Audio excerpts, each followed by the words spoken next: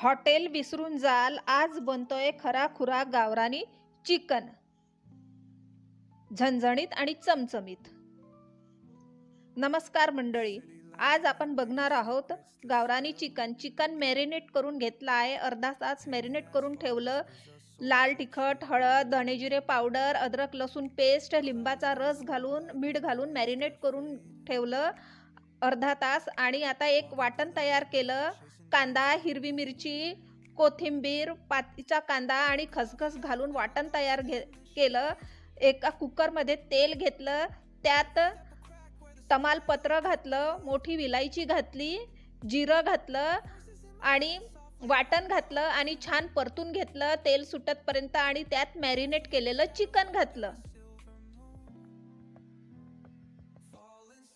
आणि छान मिक्स करून घेतलं आणि 2 मिनिटं झाकून ठेवलं. छान त्या तेलात मुरू दिलं 2 ते 5 मिनिटं. आता 2 ते 5 मिनिटानंतर हळद घातली, लाल तिखट घातलं, धणेजिरे पावडर घातलं, सावजी मसाला घातला,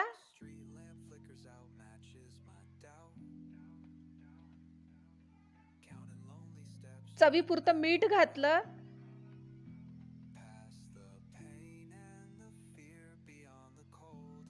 आणि छान मिक्स केलं. आणि झाकून तसंच 10 मिनिटं मुरू दिलं त्या मसाल्यामध्ये आणि तेलामध्ये. आणि 10 मिनिटानंतर पाणी घातलं. लक्षात ठेवा, गरम पाणी घालायचं आहे. गरम पाणी घातलं आणि आता कुकरचं झाकण लावून 9 ते 10 शिट्या काढून घेतल्या.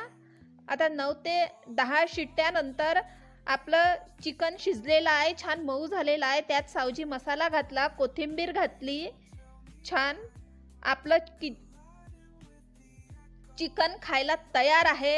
अशाच माझ्या सावजीच्या रेसिपी बघण्यासाठी माझ्या चॅनलला सबस्क्राईब करा, व्हिडिओला लाईक करा, शेअर करा आणि कॉमेंट करा. वाव, मस्त झणझणीत आणि चमचमीत चिकन झालेलं आहे, सावजी स्टाईल. एकदम बढिया. तुम्ही पण ट्राय करून बघा आणि एन्जॉय करा. अस्सल सावजी चिकन नागपूरचं. बाय.